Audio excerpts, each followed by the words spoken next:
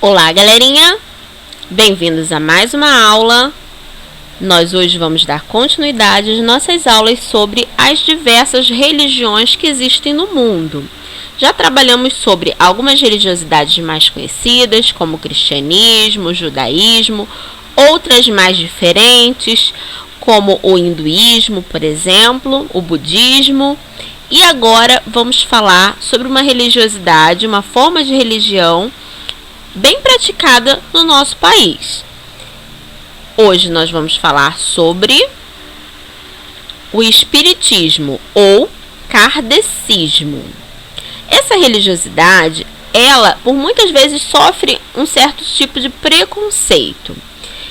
Muitas pessoas preconizam, tem esse preconceito contra essa religiosidade por conta de colocá-la como uma religiosidade de matriz africana, assim como o candomblecismo, o umbandismo.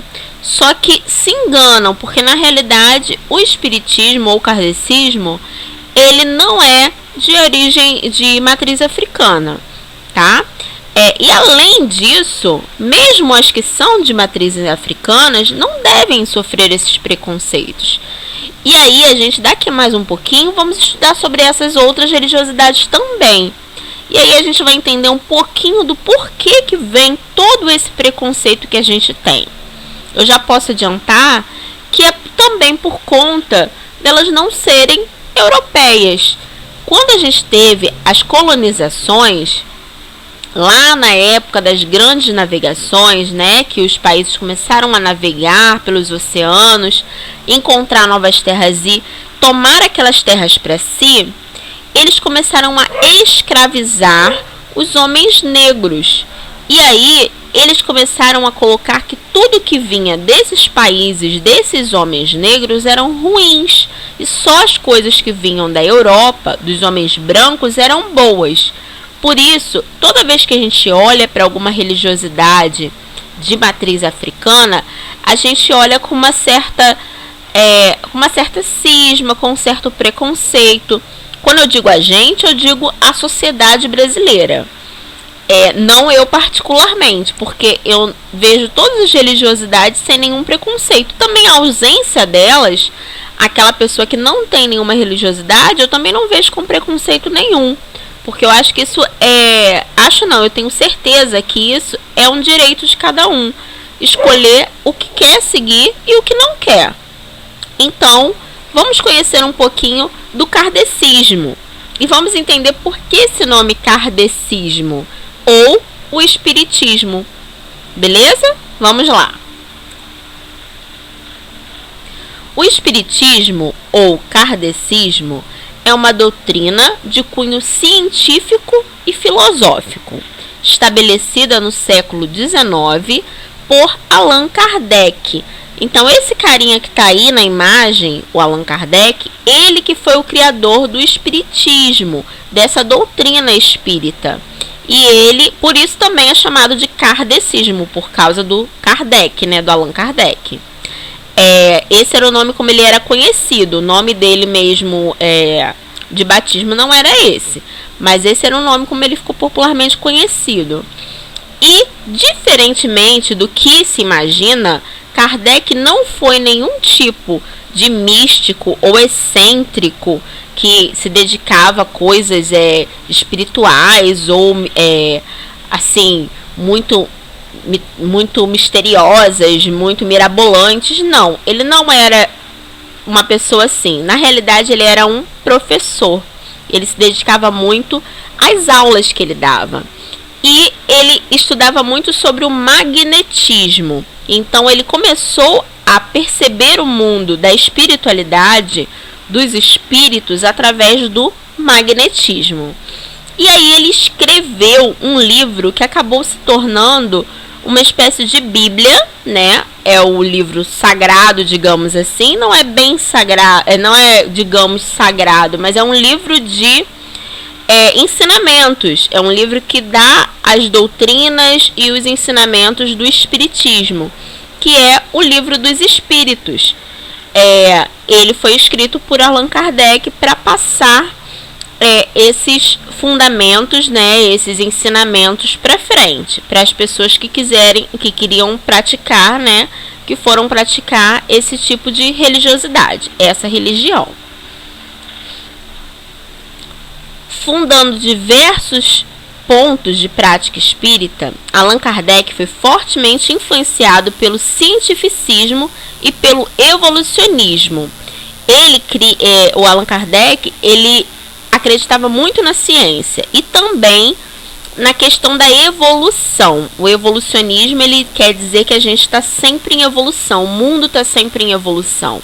Então ele acreditava que a natureza estava sempre evoluindo, as pessoas, tudo estava em evolução, inclusive o nosso espírito, inclusive a nossa alma, estaria em um estado de constante evolução, até atingir a iluminação total, ou seja, você chegar a ser um ser iluminado, assim, completamente iluminado. Um grande exemplo de iluminação, daqui a pouco a gente vai até ver aqui no nosso textinho, que ele fala de Jesus Cristo, que ele via Jesus Cristo como um grande exemplo de ser que alcançou a plenitude do seu espírito, ou seja, ele era um ser cheio de luz.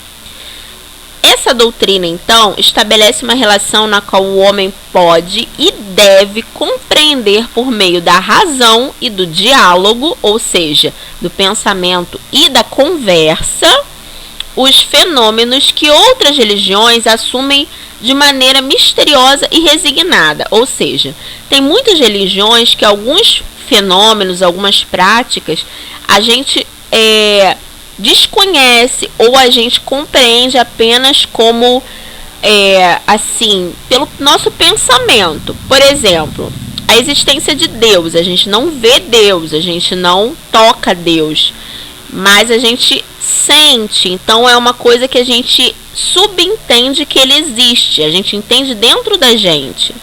São coisas misteriosas. O que acontece depois que a gente morre?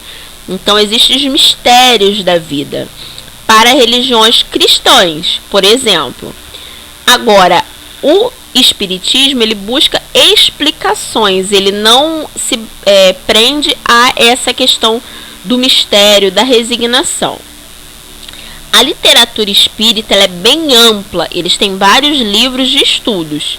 E uma vertente dessa literatura é voltada para a reprodução do conhecimento repassado por espíritos. Essa atividade é mais conhecida como psicografia. O que seria essa psicografia?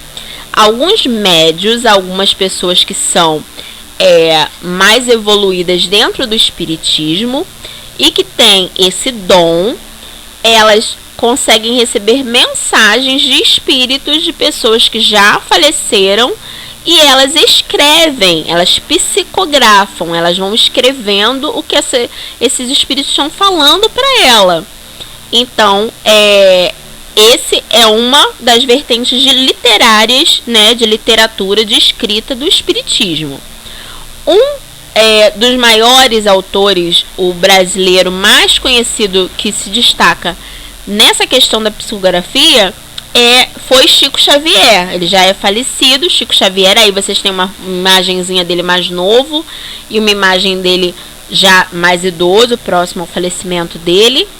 E esse homem, o Chico Xavier, ele foi um homem assim que praticava muito a bondade. Então ele ficou conhecido no Brasil e no mundo pela essa psicografia, porque ele escrevia cartas de pessoas que já faleceram para outras que estavam ainda vivas e que essas pessoas que já faleceram queriam mandar mensagens para as que ainda estavam vivas. Então, essa é uma crença espírita.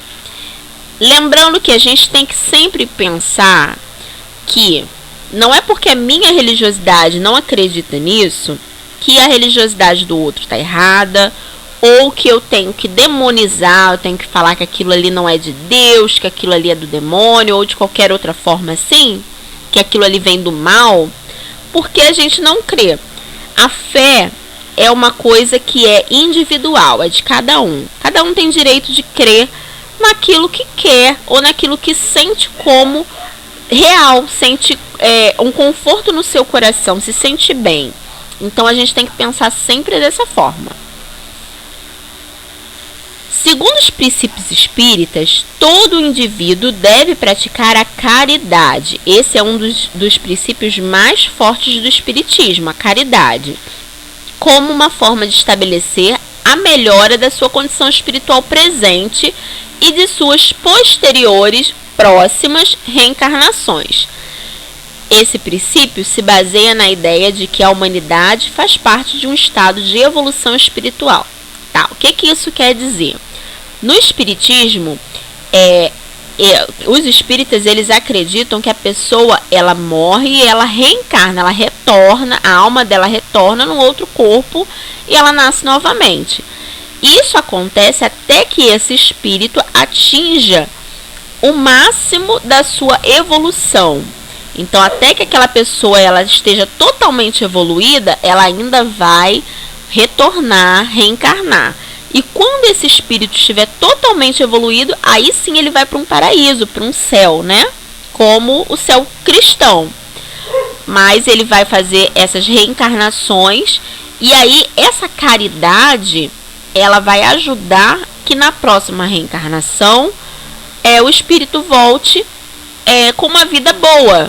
Então, a vida atual, ela vai influenciar na próxima vida. Assim como a vida anterior, ela vai relacionar na vida atual. Então, se a pessoa ela praticou muito mal na vida anterior, nessa vida ela vai voltar com umas dificuldades, esse tipo de situação. Então, essa é uma crença dentro dos dogmas espíritas.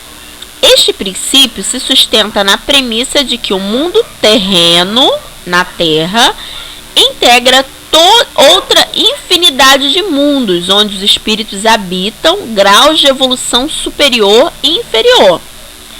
Esse mesmo princípio evolucionista também fundamenta a explicação para o sofrimento humano, sendo esse compreendido como resultado de intervenção de espíritos ou das ações ruins praticadas em outras reencarnações, como eu acabei de falar. Essa aqui é uma frase também comumente falada espírita. Fora da caridade não há salvação. Uma frase muito sábia, né, que não cabe apenas ao espiritismo. No Brasil, o espiritismo encontrou um grande espaço de divulgação, ocupando o atual posto de maior nação espírita do mundo. Abrindo portas para a doutrina cristã, o espiritismo tem grande relação com o texto bíblico e os evangelhos. A Bíblia é utilizada como uma das várias referências de compreensão do mundo espiritual, ao mesmo tempo que a vida de Jesus Cristo é considerado um modelo de evolução espiritual também obtido na história de vida de outros indivíduos iluminados. Como eu já falei, né? Jesus era visto como aquele espírito que chegou ao seu auge, o espírito que chegou a sua grande evolução, ou seja, a sua grande iluminação, um grande ser de luz. Assim que é visto Jesus Cristo para o espiritismo. E os textos do Livro dos Espíritos também são baseados, alguns desses textos, né, na Bíblia. Tem o Evangelho segundo Allan Kardec, dentro do Livro dos Espíritos.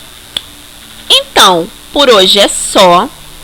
Até a próxima aula. Fiquem bem e tchau, tchau.